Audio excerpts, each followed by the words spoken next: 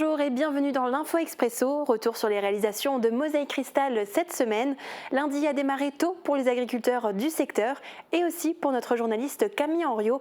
Elle les a rejoints à l'aube à Schorbach avant leur départ pour la grande manifestation devant la préfecture de Metz. Elle a pu accompagner Alexandre Kirsch, le président des jeunes agriculteurs du Pays de Bitche.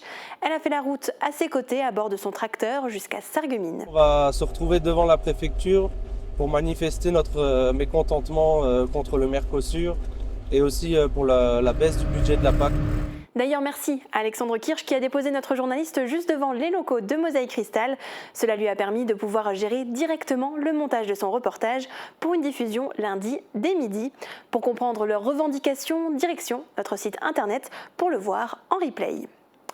Un nouveau numéro de notre émission transfrontalière Grenzenlos vous attend ce dimanche. L'équipe de l'émission, composée de notre journaliste Camille Henriot, mais aussi de Théo Ralit et Mathilde Guéméné de TV8 Moselle-Est, a affronté la neige. Ce n'était pourtant pas la thématique de l'émission qui est consacrée ce mois-ci à la culture. On voit Camille sous les chutes de neige pour présenter une partie de l'émission. Des conditions pas toujours optimales et vous ne les voyez pas à l'image, mais c'était aussi compliqué pour les cadreurs de l'émission qui ont fini avec les doigts frigorifiés.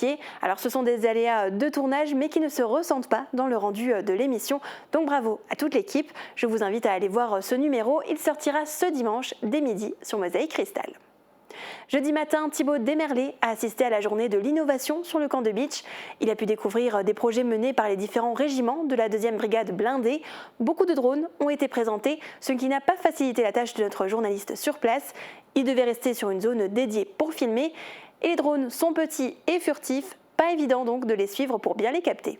Un drone d'attaque qui, une fois qu'une cible est désignée, va se porter à proximité de la cible pour faire exploser sa charge sur commande pour détruire cette cible.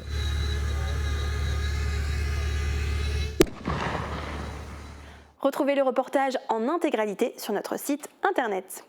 Et nouveauté dans l'Info Expresso, à partir de cette semaine, on vous propose de gagner un ticket de cinéma.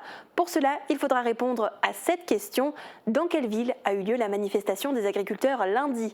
Pour participer, direction notre page Facebook sous cette publication pour nous écrire votre réponse.